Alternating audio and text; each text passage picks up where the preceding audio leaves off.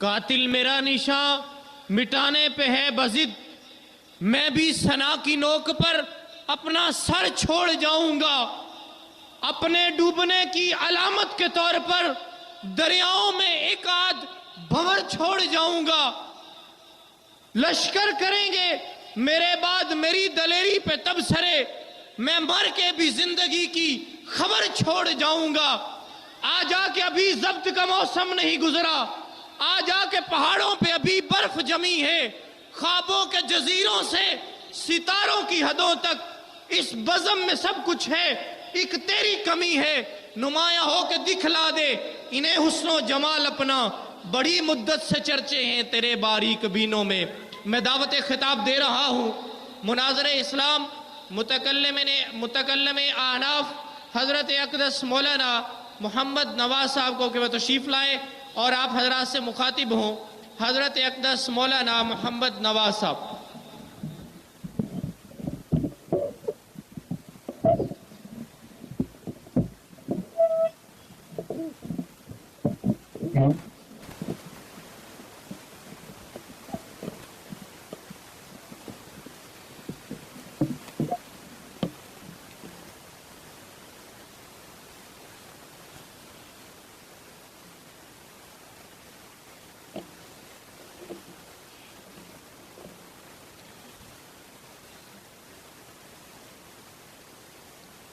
آپ حضرات نے اشتہار پڑھا ہے نا؟ ہاں جی، اشتہار آپ نے پڑھا ضرور ہے، لیکن اپنا تاثر اشتہار کے مطابق نہ رکھیے گا، اس لیے کہ حضرت مولانا عبدالقدوس گجر صاحب ہمارے امیر ہیں اور میں ان کا کارکن ہوں، تو کارکن کا نام بڑا لکھا گیا ہے، قائد کا نام چھوٹا ہے، اس لیے چونکہ میں کارکن ہوں، یہ بات ذہن میں رکھ کے میرا بیان سنیے گا، یہ نہ آپ کہیں جاتے ہوئے کہ جی نام تو بڑا لکھا ہوا تھا لیکن بیان انہوں نے جو ہے وہ اس طرح کا نہیں کیا، کہ میں کارکن ہوں، حضرت قائد ہیں، اس بات کو ذہن میں رکھ کے جو ہے پھر بیان سنیے۔ میرے خیال میں کاتب سے غلطی ہو گئی۔ الحمدللہ نحمده ونستعینه ونستغفره ونؤمن به ونتوکل علیہ ونعوذ باللہ من شرور انفسنا ومن سیئات اعمالنا من یهده اللہ فلا مضل له ومن یضللہ فلا ہادی له ونشهد أن لا إله إلا الله وحده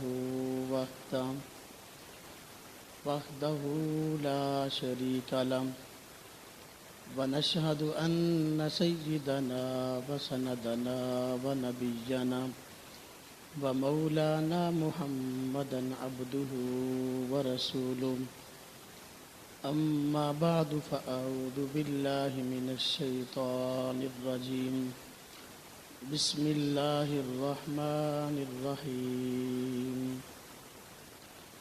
یا ایہا الذین آمنوا اتقوا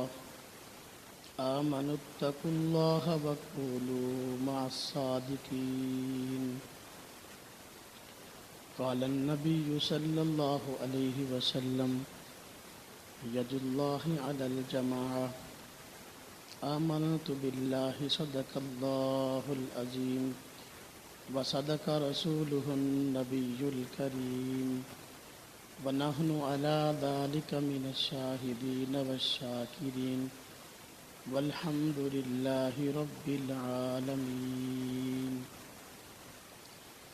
واجب الاحترام بزرگوں اور بھائیوں، مسلک اہل سنت والجماعت سے تعلق رکھنے والے غیور نوجوان دوستوں اور عزیزوں، ہمارا کلمہ اسلام دو حصوں پر مشتمل ہے۔ جس طرح کہ مجھ سے پہلے ایک بھائی بات عرض کر رہے تھے، کلمہ طیبہ کے دو حصے ہیں۔ نمبر 1 لا الہ الا اللہ، نمبر 2 محمد الرسول اللہ۔ کلمہ طیبہ کا پہلا حصہ لا الہ الا اللہ توحید کا پیغام ہے۔ دوسرا حصہ محمد الرسول اللہ رسالت کا پیغام ہے۔ کلمہ طیبہ کا پہلا حصہ مقصد زندگی سکھاتا ہے۔ کلمہ طیبہ کا دوسرا حصہ طرز زندگی سکھاتا ہے۔ کلمہ طیبہ کے دونوں حصوں کو اگر دیکھیں، نقطہ اس میں موجود نہیں، یہ اس بات کی طرف اشارہ کہ اللہ رب العزت کی خدائی میں کوئی شریک نہیں ہے، محمد صلی اللہ علیہ وسلم کی مصطفائی میں کوئی شریک نہیں ہے۔ دونوں حصوں کو ملاؤ تو کل 24 حروف بنتے ہیں۔ اس سے اس بات کی طرف اشارہ کہ انسان کی 24 گھنٹے کی زندگی اللہ رب العزت کی مرضی کے مطابق نبی پاک صلی اللہ علیہ وسلم کی سنت کے مطابق گزرنی چاہیے۔ اللہ رب العزت نے ہمیں قرآن بھی عطا فرمایا، نبی پاک صلی اللہ علیہ وسلم کی مبارک سنت بھی عطا فرمائی ہے۔ ایک انسان اگر اللہ رب العزت کو راضی کرنا چاہتا ہے، اس وقت تک راضی نہیں کر سکتا جب تک کہ قرآن پر اس کا مکمل ایمان نہ ہو، نبی پاک صلی اللہ علیہ وسلم کی مبارک سنت پر ایمان اور عمل نہ ہو۔ قرآن پر عمل بھی ضروری ہے، سنت پر عمل بھی ضروری ہے۔ اگر قرآن کو لیا، سنت کو چھوڑ دیا، تب بھی گمراہی مقدر میں ہے۔ اگر سنت کو لیا، قرآن کو چھوڑ دیا، تب بھی گمراہی مقدر میں ہے۔ انسان ہدایت تب پا سکتا ہے جب قرآن پر بھی عمل کرے، نبی پاک صلی اللہ علیہ وسلم کی سنت پر بھی عمل کرے۔ ایک بات ذہن میں آتی ہے، ہم سب مسلمان جتنے بھی مسلمان کہلانے والے ہیں، قرآن پر عمل کا دعویٰ بھی کرتے ہیں، نبی پاک صلی اللہ علیہ وسلم کی سنت پر عمل کا دعویٰ بھی کرتے ہیں۔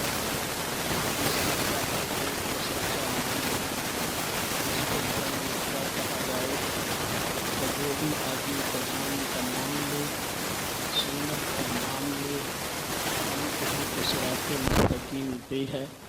اس کے متعلق کیا کہا جائے؟ آج اکثر لوگ سوال کرتے ہیں، کہتے ہیں دیکھو مولوی صاحب اتنے فرقے بن گئے، اتنے لوگ ہیں، ہر آدمی اپنے حق میں نعرے لگاتا ہے، کہتا ہے میں حق پہ ہوں، دوسروں کو کہتا ہے کہ یہ باطل پہ ہیں، اب ہم کیا کریں، ہم کس طرف جائیں؟ وہ بھی کہتا ہے میں قرآن کو مانتا ہوں، سنت کو مانتا ہوں، قرآن پہ عمل کرتا ہوں، سنت پہ عمل کرتا ہوں۔ دوسری مسجد والا بھی قرآن پہ عمل کرنے کا دعویٰ کرتا ہے، سنت پہ عمل کرنے کا دعویٰ کرتا ہے۔ میں کس طرف جاؤں؟ مجھے اس دور کے اندر کون سی ایسی چیز ہے جو تسلی دے سکتی ہے؟ ہمیں تو یوں معلوم ہوتا ہے کہ سارے ہی جھوٹے یا سارے ہی سچے۔ میں نے کہا نا یہ بات نہیں ہے۔ میں نے پوچھا سوال کرنے والے سے، بتاؤ آپ کام کیا کرتے ہو؟ کہنے لگا سبزی منڈی جاتا ہوں، وہاں سے سبزی خریدتا ہوں، آ کر اپنے علاقے کے گلی محلوں میں سبزی بیچتا ہوں۔ میں نے کہا اچھا آپ ہر روز سبزی منڈی جاتے ہو؟ کہنے لگا بالکل۔ میں نے کہا سبزی منڈی جاتے ہو، وہاں دیکھتے ہو کوئی بھی چیز جب آپ خریدنے کے لیے آگے بڑھتے ہو، مثال کے طور پر آپ آلو خریدنے گئے، ایک آدمی سے ریٹ پوچھا، آلوؤں کو دیکھا، اس نے کہا کہ میرے آلو بہترین پوری منڈی کے اندر اس سے اچھے نہ ملیں گے، ریٹ بھی بتا دیا۔ دوسرے آدمی کے پاس گیا، اس سے ریٹ بھی پوچھا اور پوچھا کیسے ہیں، اس نے کہا بہت اچھے، پوری مارکیٹ میں ایسے نہ ملیں گے۔ تیسرے کے پاس جاتا ہے، اس سے بھی ریٹ پوچھتا ہے، اس سے تاثرات کا اظہار لیتا ہے، وہ کہتا ہے سب سے اچھے، اس سے اچھے مارکیٹ میں نہ ملیں گے۔ اب 5 کلو آلو لینے کے لیے پوری منڈی کے اندر تو پھرا، کیا کوئی آپ کو ایسا آدمی ملا جس نے کہا ہو میرے مارکیٹ میں آلو سب سے گھٹیا ہیں اور میرے ریٹ میں بھی جو ہے وہ تناسب نہیں جو مارکیٹ میں ہونا چاہیے؟ کیا تم آنکھیں بند کر کے عمل کر لیتے ہو؟ کہتا ہے نا، پوری مارکیٹ میں آلو بیچنے والے اگرچہ کہتے ہیں میرے آلو اچھے، مارکیٹ میں مجھ سے علاوہ اور کسی کے پاس سے اچھے نہ ملیں گے، ریٹ جو میں دے رہا ہوں دوسروں کے ہاں سے ایسے آلوؤں کا ایسا ریٹ نہ ملے گا۔ میں نے کہا پھر تو کیا کرتا ہے؟ کہتا ہے میں اپنے عقل اور دماغ کو استعمال کر کے تمام لوگوں کی بات کو سنتا ہوں، پھر میں پرکھتا اور دیکھتا ہوں، اس کے بعد میں آلوؤں کو خریدتا ہوں۔ میں نے کہا اچھا، اب تو نے فیصلہ کر لیا پوری مارکیٹ کے اندر سے اس فلاں آدمی کے آلو ٹھیک ہیں اس لیے اس سے خرید لیے، یا تو ہر روز خرید لیتا ہے؟ کیا 5 کلو آلو خریدنے کے لیے تیرے پاس اتنا وقت موجود ہے؟ پوری منڈی پھر لیتا ہے، دین کا مسئلہ معلوم کرنے کے لیے تیرے پاس اگر علم نہیں ہے تو دوسروں سے پوچھ لے، تحقیق کر لے۔ کیا اتنا وقت تیرے پاس نہیں جتنا کہ 5 کلو آلوؤں کے خریدنے کے لیے تیرے پاس وقت ہے؟ تیرے دل میں دین کی اتنی بھی قدر نہیں جتنی کہ 5 کلو آلوؤں کی ہے۔ جب تو تحقیق کر کے آلو لیتا ہے، ہر کہنے والے پہ اعتماد نہیں کرتا کہ میرے آلو اچھے ہیں، بلکہ تو تحقیق کرنے کے بعد خریدتا ہے۔ اب یہ بات دین کی ہے، جب سب کہہ رہے ہیں ہم قرآن پہ عمل کرتے ہیں، ہم سنت پہ عمل کرتے ہیں، تو کیا تو آنکھیں بند کر کے سب کو چھوڑ دے گا یا سب کو ہی سچا مان لے گا؟ یہ کیسے ہو سکتا ہے؟ اس لیے اس کے لیے بھی تجھ کو وقت نکالنا پڑے گا۔ تو تحقیق میں جا، تو ٹو میں لگ۔ اب تو تحقیق میں جائے گا، تیرے سامنے کھرا اور کھوٹا واضح ہو جائے گا۔ مجھے وہ کہنے لگا آپ مجھے کوئی ایسا حربہ بتائیے کہ میں دیکھ سکوں کہ یہ آدمی سچا ہے، یہ آدمی جھوٹا ہے، کوئی معیار اور کسوٹی دیجئے، اتنے فرقوں میں سے میں جانچ سکوں یہ فرقہ سچا ہے اور یہ فرقہ جھوٹا ہے۔ میں نے کہا ٹھیک ہے، میں آپ کو ایک کسوٹی دیتا ہوں، وہ کسوٹی یہ ہے اگرچہ دعویٰ سب کا ہے، ہم قرآن کو مانتے ہیں، ہم سنت کو مانتے ہیں، لیکن ایک کسوٹی قرآن کریم نے بیان کی ہے۔ اللہ پاک نے ہم کو قرآن بھی دیا، سنت بھی دی ہے۔ قرآن اور سنت کے دینے کے بعد اللہ پاک نے ہم کو بیار و مددگار نہیں چھوڑا بلکہ اسلاف کے حوالے کیا ہے۔ دیکھو قرآن پہ عمل کرنا ہے، اسلاف کے پاس جاؤ گے تو عمل ہوگا، قرآن کو لینا ہے، اس کے معنی کو لینا ہے، اسلاف کے پاس جاؤ قرآن کو لینے کے لیے، معنی کو لینے کے لیے اسلاف کے پاس جاؤ، حدیث کو لینا ہے، اسلاف کے پاس جاؤ، معنی معلوم کرنا ہے، اسلاف کے پاس جاؤ۔ یہ ایک تعلیم قرآن کی ہے۔ مجھے کہنے لگا قرآن میں کہاں لکھا ہے یہ تعلیم قرآن کی ہے؟ میں نے کہا ہاں، نبی پاک صلی اللہ علیہ وسلم کے فرمان کی بھی ہے، قرآن کی بھی ہے۔ قرآن سے پہلی بات میں آپ حضرات کے سامنے رکھتا ہوں۔ فرمایا قرآن کریم میں ہم سورہ فاتحہ ہے نماز کے اندر پڑھتے ہیں، امام اگر جماعت سے پڑھ رہے ہوں امام ہماری طرف سے پڑھتا ہے، اگر اکیلے نماز پڑھ رہے ہوں ہر ایک اپنی طرف سے پڑھتا ہے۔ اس میں دعا سکھائی گئی اہدنا الصراط المستقیم صراط الذین انعمت علیہم غیر المغضوب علیہم ولا الضالین۔ ہمیں جو دعا سکھائی گئی ہم اللہ رب العزت سے دعا کرتے ہیں، اے اللہ ہم کو صراط مستقیم دکھا دیجئے، صراط مستقیم پہ چلا دیجئے، صراط مستقیم پہ چلائیے رکھیے۔ اب اللہ پاک نے صراط مستقیم کی تعریف بیان نہ کی، بلکہ آگے ان لوگوں کی رہنمائی فرمائی ہے جو صراط مستقیم پر تھے یا جو صراط مستقیم سے ہٹ گئے۔ غیر المغضوب علیہم ولا الضالین، ان لوگوں کا راستہ نہ دکھانا کہ جن کو جو کہ گمراہ ہو گئے، ولا الضالین، راستے سے بھٹک گئے۔ اب ان لوگوں کے راستے پہ پڑھنے کی تلقین جن پہ اللہ رب العزت کا انعام ہوا۔ انعام کن پہ ہوا؟ قرآن نے کہا انعم اللہ علیہم من النبیین والصدیقین والشہداء والصالحین۔ اللہ پاک فرماتے ہیں کہ انعام کیا میں نے نبیوں پر، صدیقین پر، شہداء پر، صالحین بزرگان دین پر۔ اب جو آدمی نماز میں پڑھتا ہے اہدنا الصراط المستقیم، یا اللہ مجھ کو، یا اللہ ہم کو صراط مستقیم دکھا دیجئے یا اس پہ چلا دیجئے یا صراط مستقیم پہ قائم رکھیے۔ یا اللہ یہ معنی جو ہیں، اب یہ آدمی نماز میں پڑھ رہا ہے اہدنا الصراط المستقیم، در حقیقت اللہ سے دعا کر رہا ہے اے اللہ مجھ کو نبیوں کے راستے پہ چلا دیجئے، صدیقین کے راستے پہ چلا دیجئے، شہداء کے راستے پہ چلا دیجئے، صالحین کے راستے پہ چلا دیجئے۔ اب نماز میں تو وہ یہ پڑھے اہدنا الصراط المستقیم صراط الذین انعمت علیہم، ان لوگوں کے پیچھے چلائیے کہ جن پہ آپ کا انعام ہوا۔ جب سلام پھیرے پھر کہے نا میں ان کو نہیں مانتا، قرآن کو مانوں گا، میں شخصیات کا قائل نہیں، میں امتی لوگوں کی باتوں کا قائل نہیں، قرآن اور سنت کو مانوں گا، امتیوں کی باتوں کو نہ مانوں گا۔ اہدنا الصراط المستقیم، اللہ سے دعا مانگی۔ اس دعا کا کیا فائدہ پھر؟ اگر دعا مانگ رہا ہے اس میں اخلاص ہی نہیں، دعا مانگ رہا ہے لیکن اس کا اس پہ عمل ہی نہیں، یہ ہے کسوٹی، یہ ہے معیار۔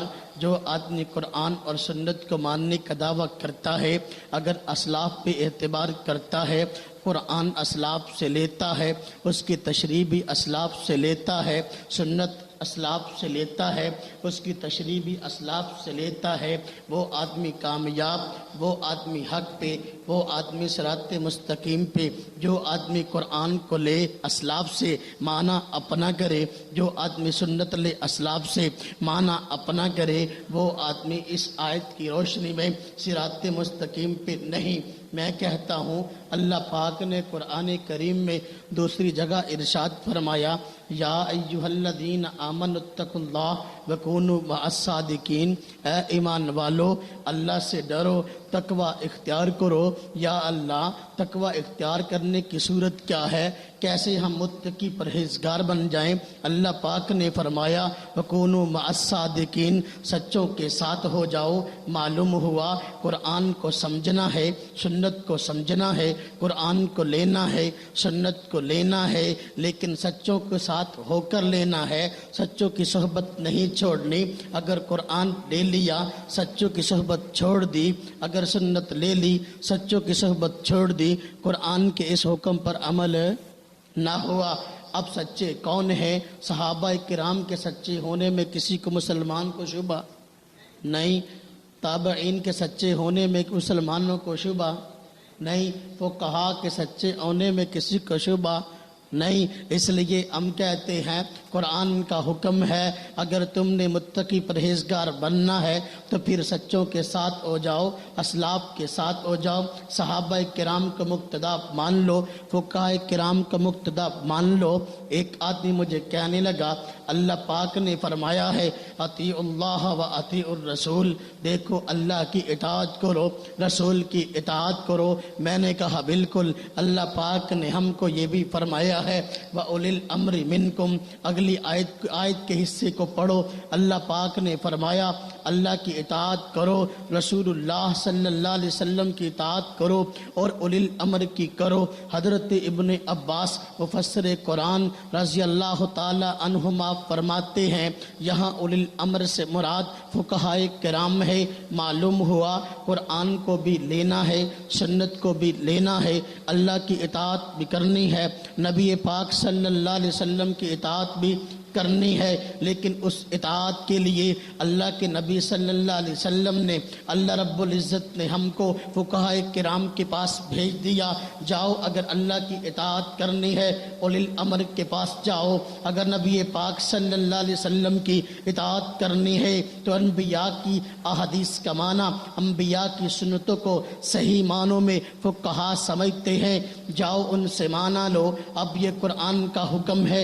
میں نے اس آدمی کو کہا 3 آیتیں کافی ہیں، مجھے کہنے لگا دیکھو بھائی، ہمارے پاس عقل، ہمارے پاس شعور، جب ہمیں اگر عربی آتی ہوگی تو ہم قرآن کو خود کیوں نہیں سمجھ سکتے، ہم سنت کو کیوں نہیں سمجھ سکتے، اسلاف کے پاس جانے کی ضرورت کیا ہے؟ میں نے کہا دیکھو، اگر تو دیکھو قرآن کہاں اترا، کہنے لگا قرآن عرب میں اترا۔ میں نے کہا اچھا قرآن عرب میں اترا، صحابہ کرام اس قرآن کے پہلے مخاطب تھے، بتاؤ ان کو عربی آتی تھی؟ کہتا ہے بالکل ان کو آتی تھی۔ میں نے کہا اللہ پاک نے فرمایا فَاسْأَلُوا أَهْلَ الذِّكْرِ إِن كُنتُمْ لَا تَعْلَمُونَ، دیکھو تم اہل ذکر سے پوچھو اگر تم کو مسئلہ معلوم نہ ہو۔ اللہ پاک نے فرمایا اہل ذکر سے پوچھو، علماء سے پوچھو، فقہا سے پوچھو۔ اگر تو ہر آدمی اپنی عقل کے ذریعے سے محض عربی جاننے سے معنی معلوم کر سکتا تھا، قرآن کی تہہ تک پہنچ سکتا تھا، رسول اللہ صلی اللہ علیہ وسلم کی سنتوں کی تہہ تک پہنچ سکتا تھا، یہ فرمانے کی ضرورت نہ تھی فَاسْأَلُوا أَهْلَ الذِّكْرِ إِن كُنتُمْ لَا تَعْلَمُونَ، پھر تو سارے ہی عربی جان کر جان سکتے تھے۔ معلوم ہوا لوگ 2 طرح کے، کچھ ایسے جو نہ جاننے والے، کچھ ایسے جو جاننے والے۔ نہ جاننے والوں کو کہا گیا کہ تم جاننے والوں کی اطاعت کرو، اس لیے کہ پھر تم قرآن پر عمل کر سکتے ہو، سنت پر عمل کر سکتے ہو۔ نبی پاک صلی اللہ علیہ وسلم نے فرمایا انما شفاء العی سوال، جہالت ایک بیماری ہے، ہر بیماری کا علاج سوائے موت کے موجود ہے۔ اللہ کے نبی صلی اللہ علیہ وسلم نے فرمایا انما شفاء العی سوال۔ آج دیکھو کتنی پیچیدہ بیماریاں ہمارے ہاں موجود ہیں، کینسر موجود ہے، دل کی امراض موجود ہے، ٹائیفائڈ موجود ہے، کتنی پیچیدہ بیماریاں، لیکن دیکھو ان کا علاج بھی دریافت ہو گیا ہے، ان کا علاج دریافت ہو گیا۔ جہالت بھی ایک بیماری ہے۔ نبی پاک صلی اللہ علیہ وسلم نے فرمایا جہالت دور اس وقت ہو سکتی ہے کب؟ جب کہ آدمی جاننے والے سے پوچھ لے۔ معلوم ہوا 2 طرح کے لوگ ہیں، اہل علم اور جاہل۔ جو جاہل ہیں اہل علم سے پوچھ کر عمل کر لیں گے۔ میں نے اس کو کہا گمراہی سے بچنے کے لیے یہ ایک بہت بڑی کسوٹی ہے، اسلاف پر اعتماد کر لیا جائے۔ مجھے وہ کہنے لگا اچھا اسلاف پر اعتماد کا دعویٰ تو بہت کرتے ہیں، آج فرقے مختلف وہ یہ بھی کہتے ہیں کہ جی دیکھو اسلاف پر اعتماد ہمارا، فلاں آدمی کہتا ہے ہم اسلاف کو ماننے والے، تیسرا بھی کہتا ہے ہم اسلاف کو ماننے والے، اب بتاؤ کیا کریں؟ میں نے کہا اللہ کے نبی صلی اللہ علیہ وسلم نے جہاں اسلاف کی بات کو ماننے کا حکم دیا ہے اپنے فرمانات میں، نبی پاک صلی اللہ علیہ وسلم نے یہ بھی حکم دیا ہے کہ اگر اسلاف کو ماننا ہے، اسلاف کو ماننے کے ساتھ ساتھ اس بات کا اہتمام کرنا ہے مسلمانوں کی بڑی جماعت کے ساتھ مل کے رہنا ہے۔ اب وہ آدمی حق میں ہے جو مسلمانوں کی بڑی جماعت کے ساتھ مل کے چلتا ہے، اسلاف کی پیروی بھی کرتا ہے۔ 2 شرطیں قرآن و سنت پر عمل کرنے کی اور عمل کرنے کے معیاری ہونے کی، نمبر 1 اسلاف کے پیچھے چلنا، نمبر 2 اسلاف کے پیچھے چلنے کے ساتھ ساتھ بڑی جماعت کے ساتھ مل پر اس کے اعتماد کر کے اس کے شانہ بشانہ چلنا۔ آج ہم کہتے ہیں بڑی جماعت کو دیکھ لو، رائمنڈ کا اجتماع ہوا، لاکھوں کا مجمع، دیکھو 2 حصوں میں اجتماع ہوا۔ اس مرتبہ میں دعا پہ گیا، میں نے دیکھا کہ لوگ رستوں پہ پڑے ہوئے ہیں، کہیں پنڈال میں جہاں انتظام کیا گیا وہاں بیٹھنے کے لیے جگہ نہیں مل رہی، وہاں لیٹنے کے لیے جگہ نہیں مل رہی، لوگ راستوں پہ بیٹھے ہیں۔ یہ بڑی جماعت ہے، اس لیے اللہ کے نبی صلی اللہ علیہ وسلم نے فرمایا ید اللہ यदुल्लाहि अलल जमाआ, एक आदमी है वो अकेला अमल करता है कुरान और सुन्नत पर, उसके बारे में अल्लाह की नबी सल्लल्लाहु अलैहि वसल्लम ने नहीं फरमाया कि ये आदमी सिरात मुस्तकीम पे कायम रह सकता है, ना फरमाया यदुल्लाहि अलल जमाआ, अल्लाह की नुसरत जो आती है, अल्लाह की मदद जो आती है वो जमात पर आती है। दूसरी हदीस में नबी पाक सल्लल्लाहु अलैहि वसल्लम ने फरमाया फ़इज़ा रअयतुमुल इख्तिलाफ़ा, जब तुम इख्तिलाफ को देखो तो फरमाया तो उस वक्त सवाद आज़म को लाजम पकड़ो, फ़अलैकुम बिस्सवादिल आज़म, जब तुम इख्तिलाफ को देखो, झगड़ों को देखो कि लोग आपस में इख्तिलाफ कर रहे हैं, वो कहता है मैं सच्चा, वो कहता है मैं सच्चा। मुसलमानों की बड़ी जमात को देखो, मुसलमानों की बड़ी जमात को देखोगे उस वक्त उनके साथ हो जाओ, जो बड़ी जमात होगी उनके साथ चलने वाले होंगे वो सच्चे होंगे, जो जमात से कट जाने वाले होंगे वो झूठे होंगे। नबी पाक सल्लल्लाहु अलैहि वसल्लम ने फरमाया मन शज़्ज़ शुज़्ज़ फिन्नार, जो आदमी जमात से कट गया, जमात से कटने के बाद अलग उसने रास्ता अपना लिया, अब वो क्या है, फरमाया वो अकेला ही दोज़ख में डाला जाएगा।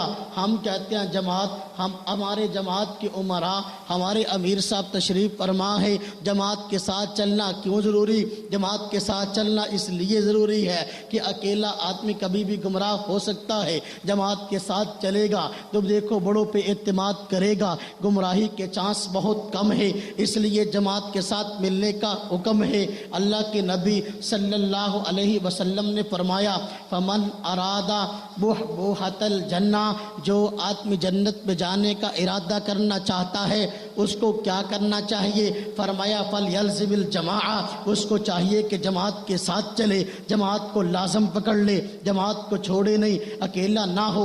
अल्लाह के नबी सल्लल्लाहु अलैहि वसल्लम ने इसकी वजह आगे बयान फरमाई है, इसकी क्या वजह, जमात को लाजम क्यों पकड़ना है, फरमाया इसलिए कि फ़इन्न शैताना मअल वाहिद, इसलिए कि एक आदमी अगर अकेला बैठ के कुरान को पढ़ना शुरू करेगा, हदीस को पढ़ना शुरू करेगा, अब उसकी अकल ही तो सब कुछ नहीं है, उसके गुमराही के चांस मौजूद हैं, बड़ों के साथ चलेगा, सबके साथ मिल के चलेगा, गुमराही दूर भाग जाएगी। फरमाया फ़इन्न शैताना मअल वाहिद, फरमाया इसलिए कि देखो शैतान एक के साथ हो जाता है। आगे देखो नबी पाक सल्लल्लाहु अलैहि वसल्लम ने फरमाया वाहुआ मिनल इस्लैनी वाहुआ मिनल इस्नैनी अबअद, और जो दो आदमी होते हैं शैतान उससे दूर भाग जाता है।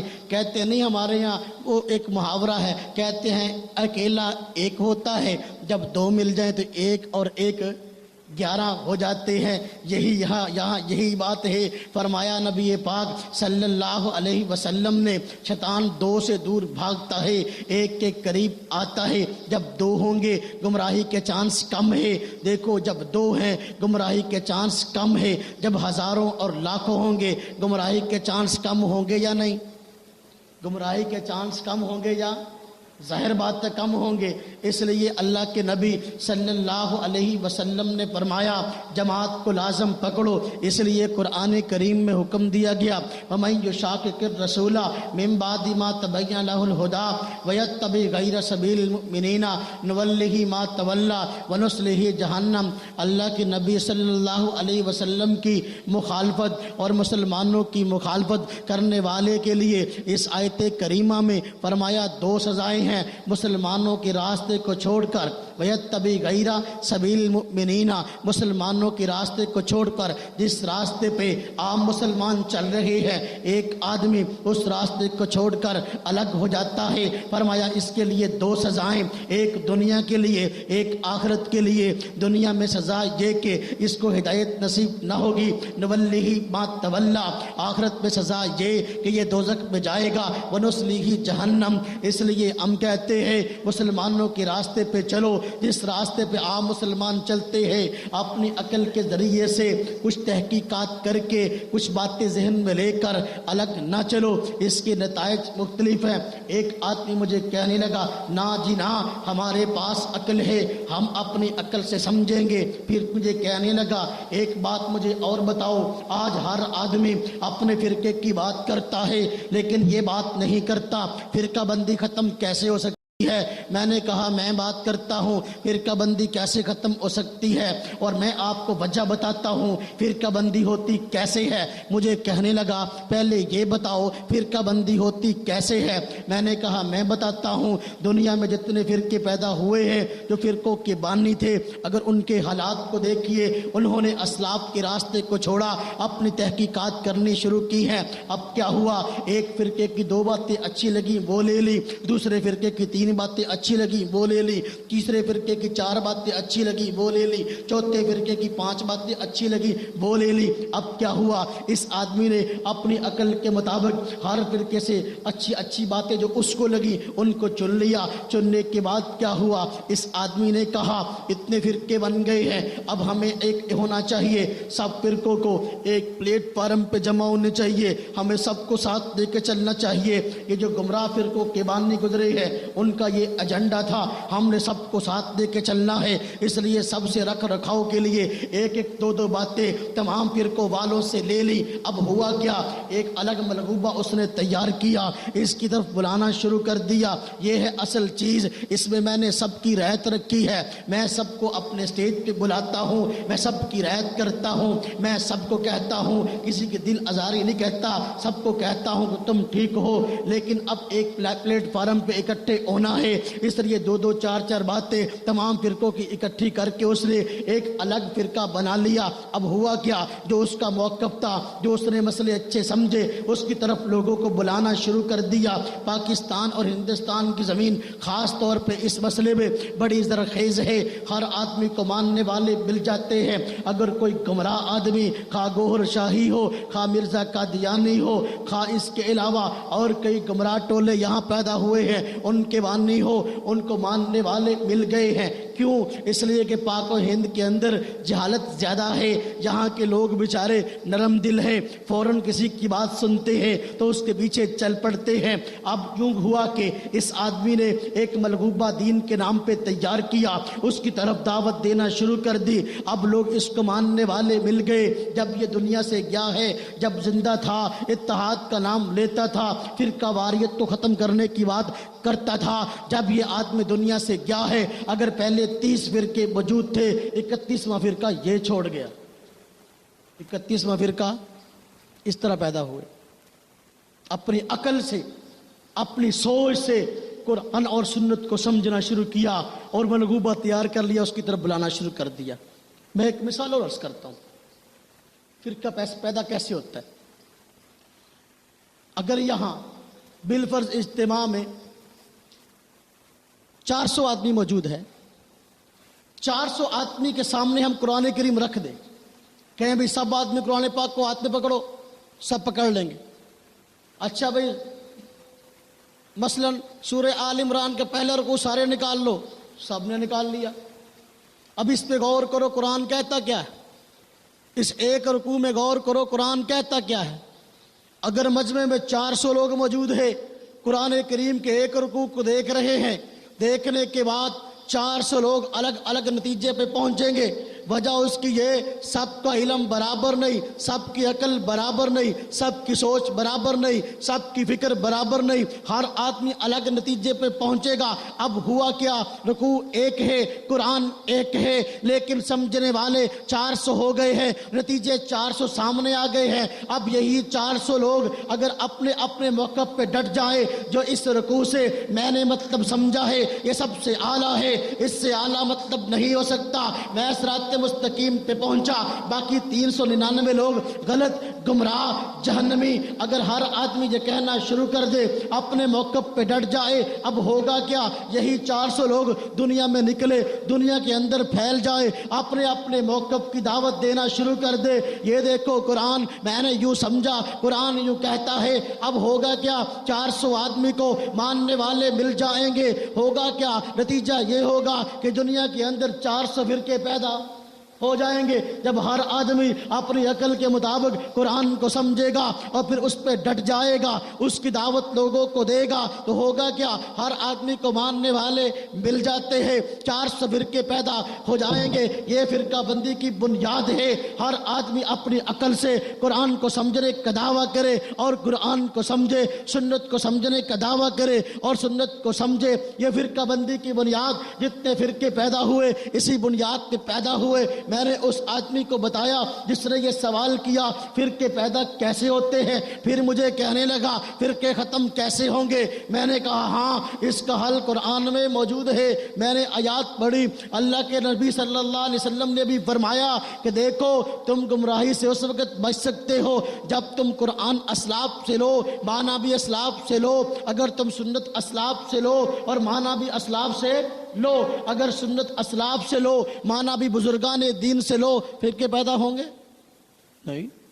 400 آدمی بیٹھا ہے، ہم کہیں بھئی فلاں صحابی رسول نے اس کا یہ معنی بیان کیا آیت کا، سب کہہ دیں آمنا، ٹھیک ہے، اختلاف ہوگا؟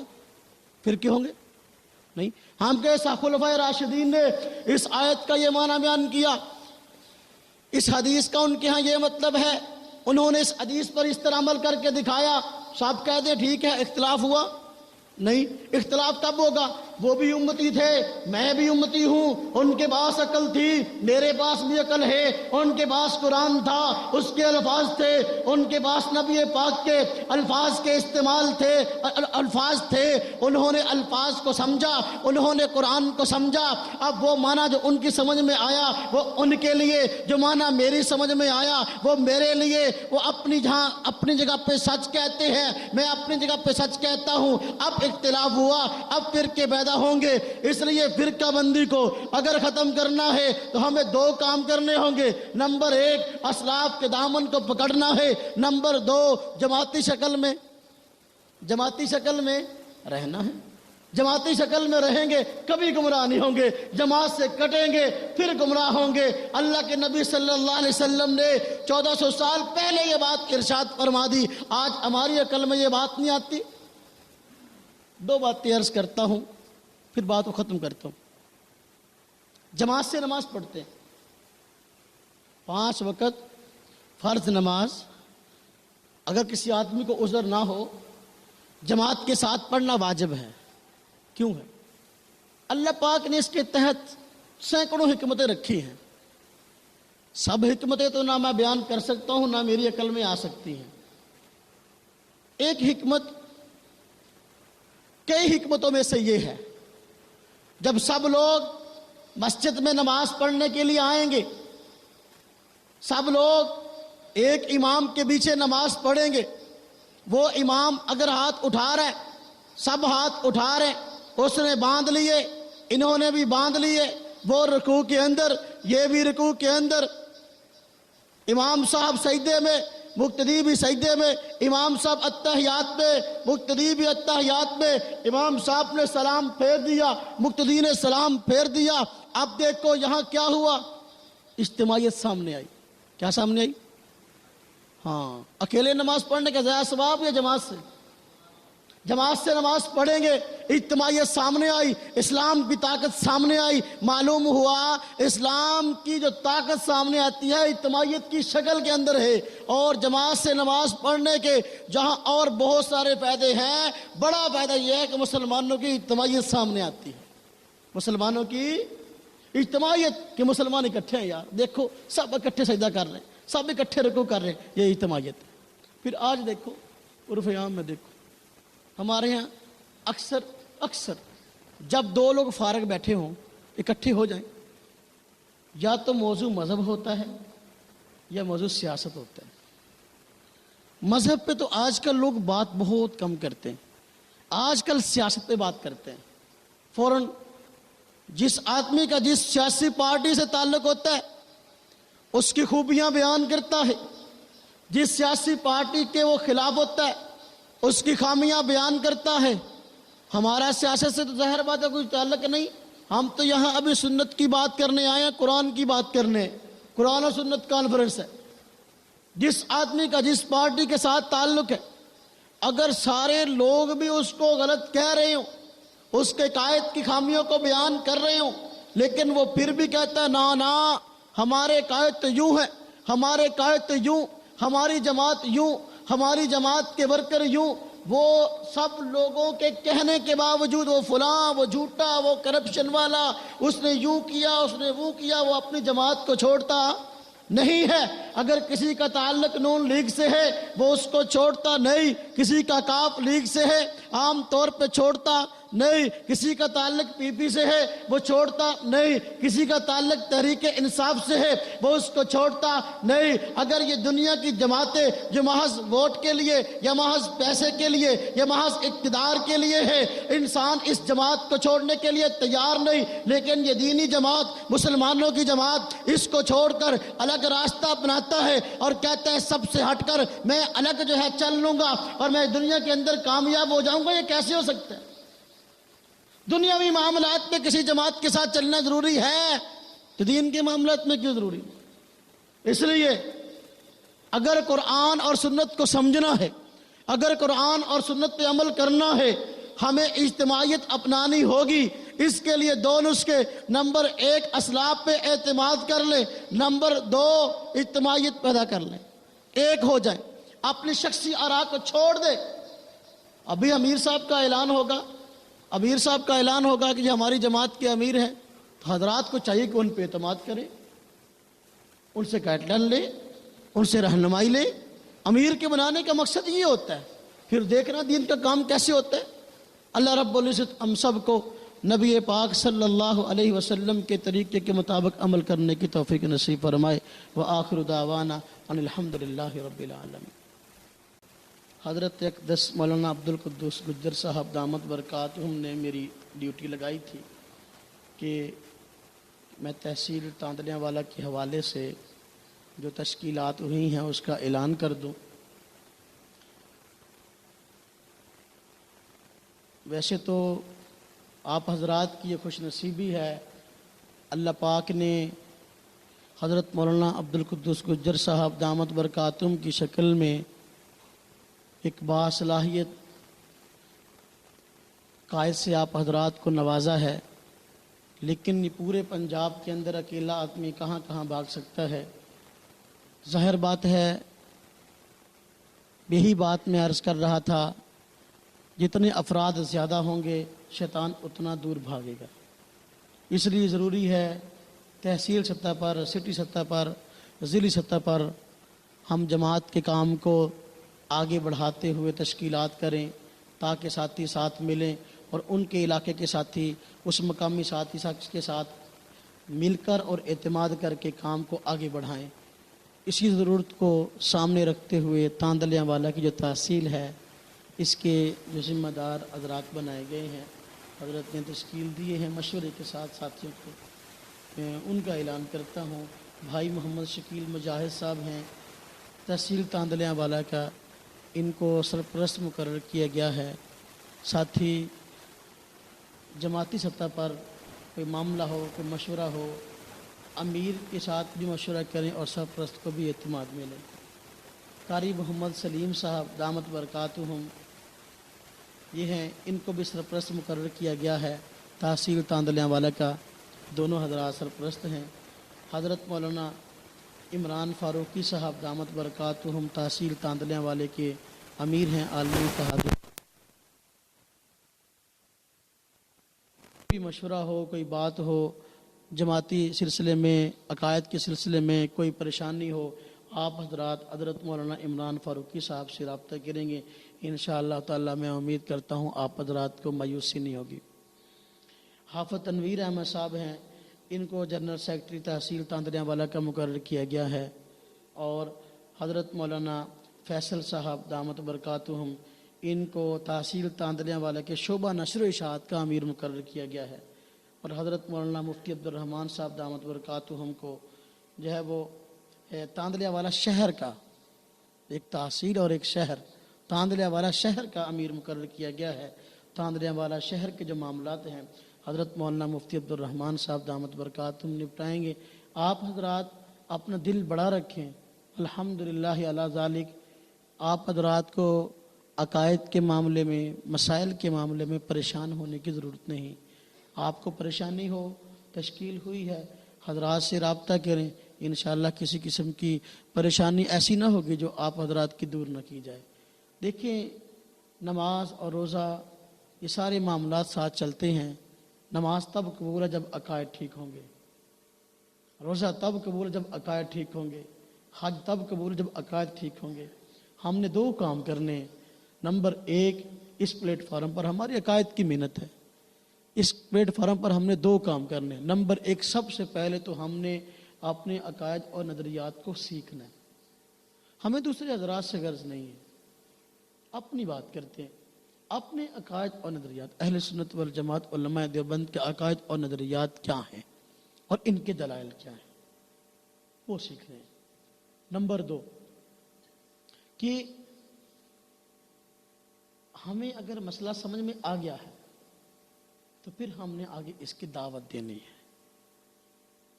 نبی پاک صلی اللہ علیہ وسلم نے صحابہ کرام کو فرمایا تھا نا، بلغوا انی ولو آیا، ایک بھی بات دین کی ہے اس کو آگے پہنچاؤ۔ لیکن پہنچانے سے پہلے بہت سارے ساتھی ابھی پوری بات سمجھتے نہیں خود، اور دوسروں کو پہنچانے کی فکر کرتے ہیں۔ پہنچانے کی بھی آداب ہے۔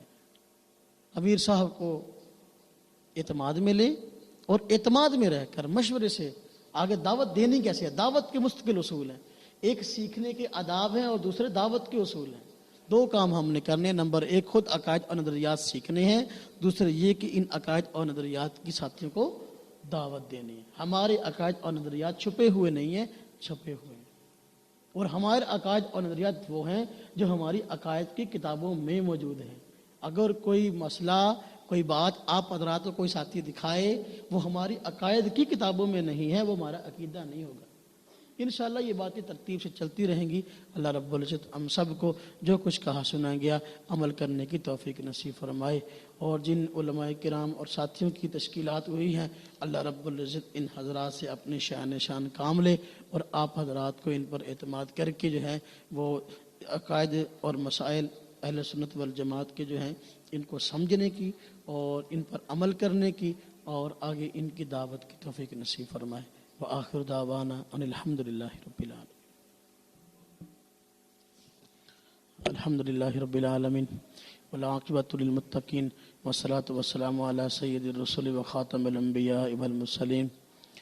ربنا آتنا فی الدنیا حسنہ وفی الآخرۃ حسنہ وقنا عذاب النار وقنا عذاب القبر وقنا عذاب الحشر وقنا عذاب المیزان۔ یا اللہ ہم سب کے گناہوں کو معاف فرمائیے۔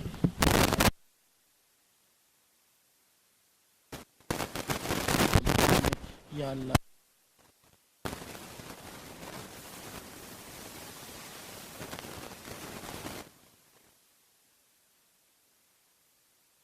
اطاعت کے مطابق نبی پاک صلی اللہ علیہ وسلم کی سنت کے مطابق عمل کرنے کی توفیق۔